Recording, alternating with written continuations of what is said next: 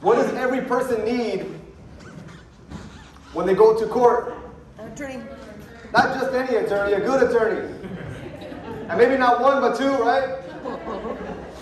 So our next speakers, and we're going to end with our speakers, and we'll open up for Q&A afterwards, are criminal defense attorneys, and they are Andrew Stein and Joseph Markus. I'd like to welcome up, please.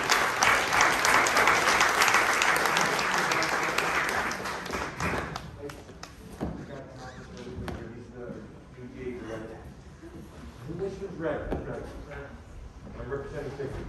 His wife just told me. Joey, you need a mic? You don't think we do? Okay, if we do, let us know. Hi folks, my name is Andy Stein.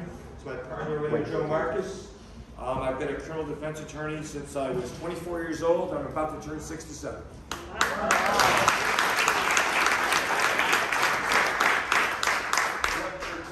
Today, I've had some personal experiences. 1983, I was a young Jewish lawyer, and I was arrogant and cocky.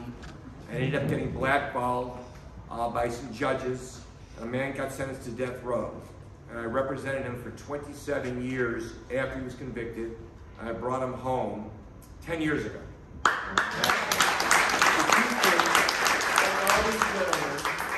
When he was sentenced to die, and he was innocent, when he was sentenced to die, he never gave up hope. And he was very lucky. The court-appointed system in the state of California is blind luck. He got a lawyer that worked for the U.S. Supreme Court for free and represented for 27 years until he got his conviction overturned. And on the day of retrial, we settled for 365 more days.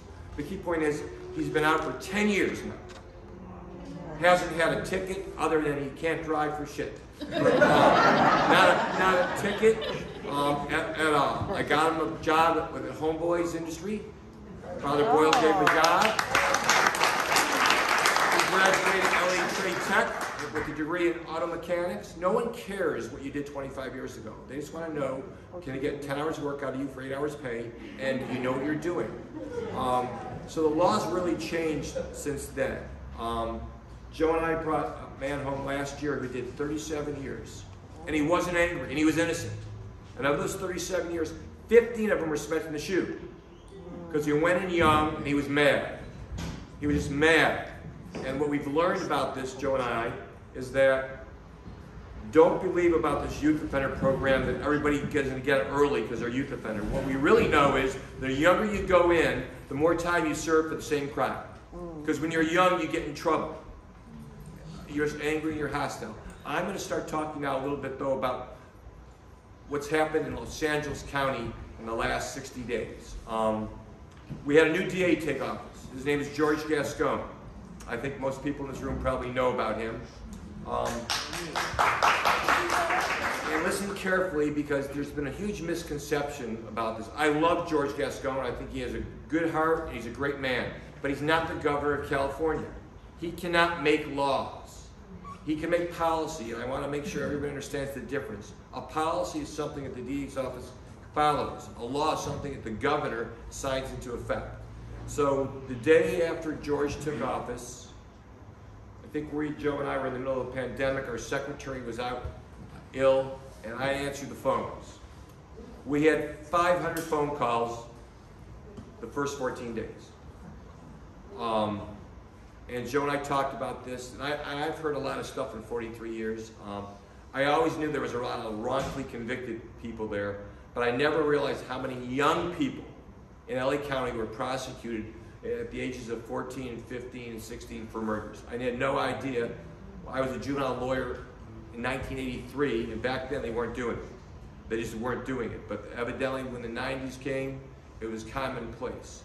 So let me talk about the directives, because everybody wants to know what they really mean. Let's talk about the most important one. There's a penal code section called 1170D. Up until Mr. Gascon took office, the only way your loved one could get an 1170D hearing was if the prison sent a letter to the court saying, we think he should be resentenced, or if some DA had a heart and did this. Mr. Gascon is now saying, for certain classes of crimes, he will join and file a request for anybody who qualifies under his directives.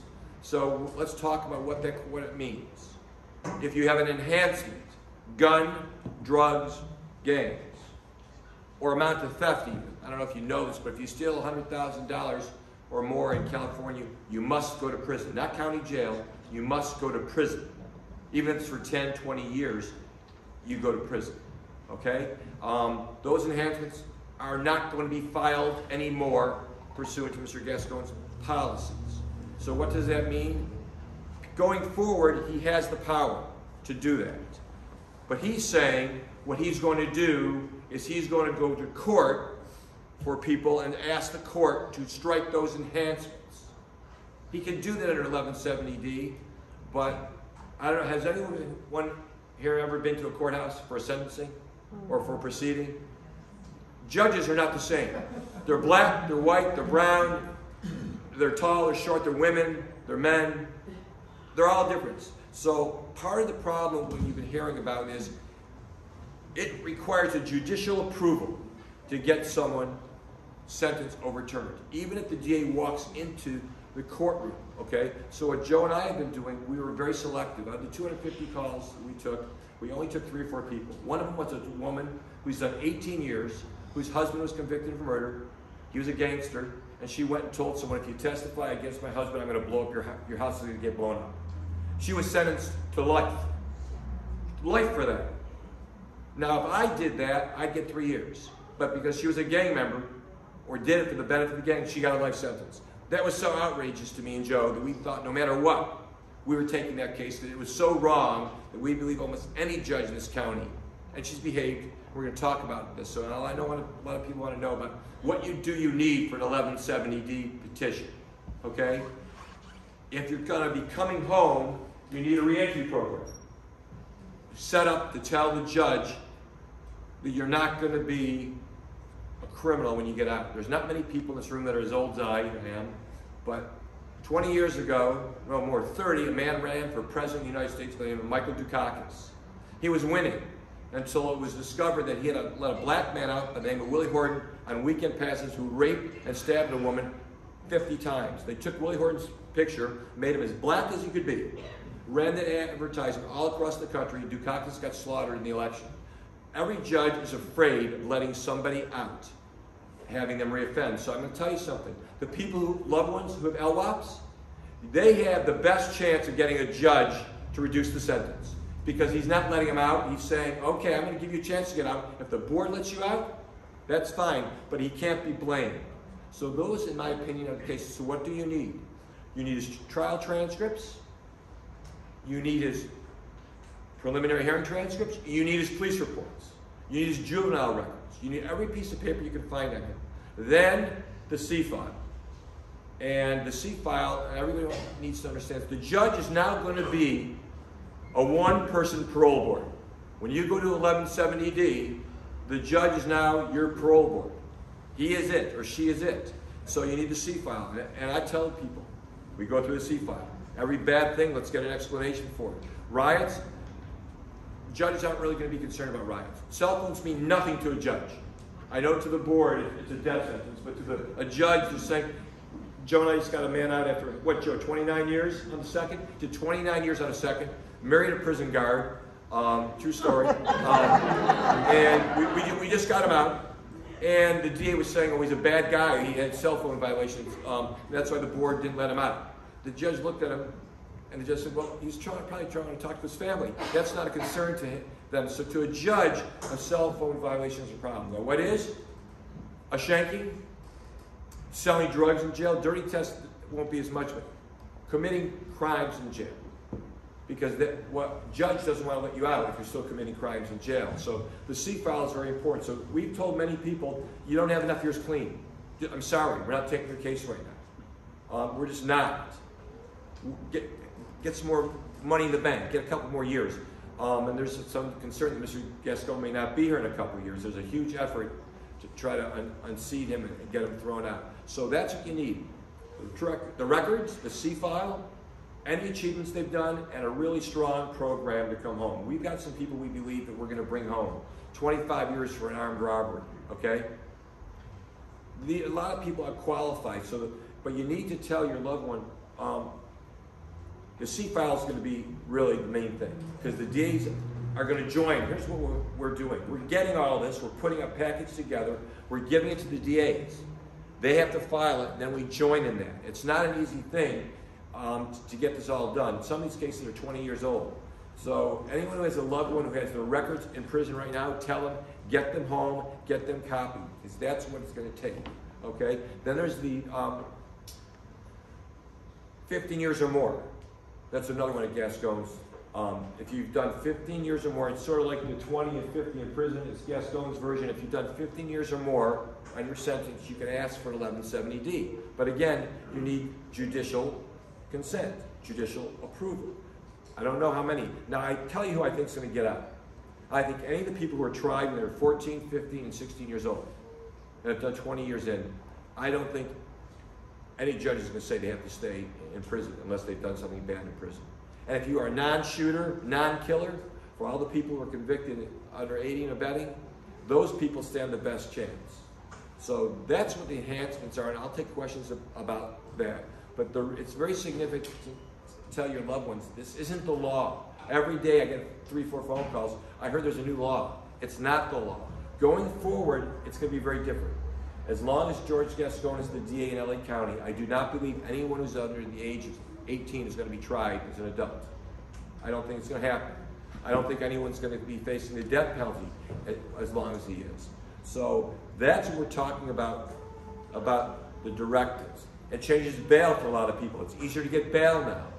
It just is, because of some case law that came down. And now it's about how poor or how rich you are. It's not just about what the crime is. They look at your financial ability to post bail. And so bail is going dramatically lower for most people in Los Angeles County and the state. So that's about the directives. If anyone wants to ask specific questions when we're done, we will. My partner was a DA for 33 years. He taught homicide law all over the United States. Not because he's my partner, but it's the truth. He knows the law of homicide better than anybody I've ever seen. So last year we brought 10 people home under 1437. Not one of them has reoffended. Not one of them. Not one of them. That's what's so beautiful about this. And I have to tell you, one woman, it was the first one we did, Joe, he started to cry, that big tough guy. It was a woman, I forgot what country she was from, someone in the southeast, Fuji or something, and she'd been in prison. Her boyfriend committed an armed robbery. She was tried in Torrance 22 years ago.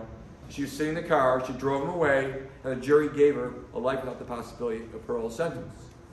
There are hundreds of women in the state prison right now who did not kill anybody, but were convicted of murder because their boyfriend committed a murder while they were with them. It's a real tragedy because they're sort of a lost group of people.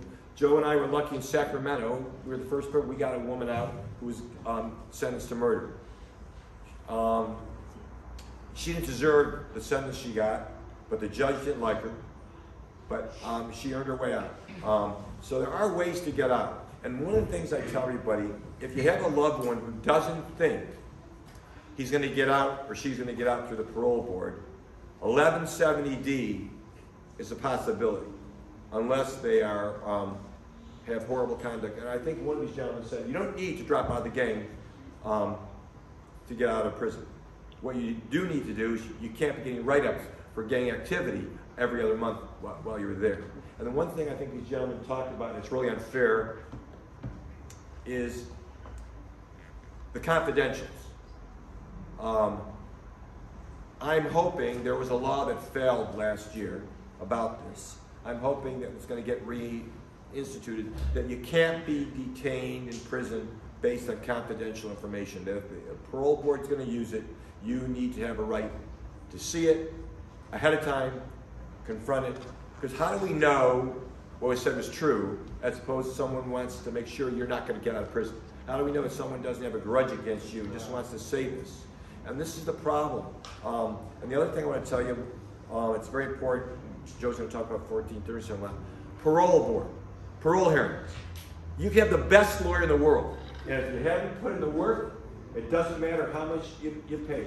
And I have to say this, in my opinion, the lawyers you get generally for $200 or whatever they get, they're not very good. because it takes a lot of time really to prepare to do a parole hearing, right? You got to talk to your client. And what I've learned, it's not what you say, it's how you say it. And I tell everybody, don't go in there and read what the book says. Tell your loved ones, talk from the heart, talk from the soul. You come in there and you start regurgitating the lines right out of the book, the board looks at you and go, he doesn't mean this.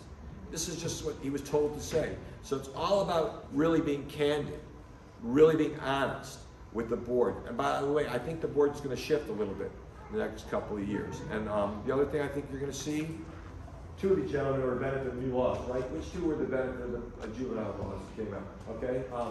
I believe in the next 2 years, there's going to be a dramatic shift, even more powerful than what you were benefit of. They're going to do something dramatic with them. They're introducing bills every day. The good news is Governor Newsom's wife, her pet project is changing the juvenile laws so people under the age of 25 don't end up going to prison for the rest of their lives.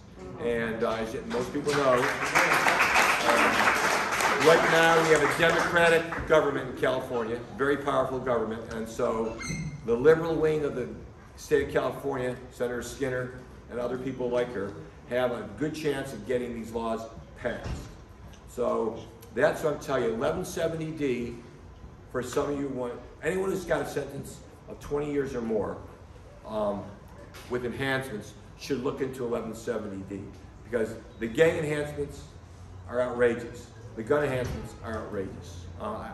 What's happened is, and I'm going to let Joe talk, 1982, an armed robbery with no prior record, with you having a gun, might get you a year in the county jail, but could only, generally would get you 2 or 3 years in state prison. The maximum was 6.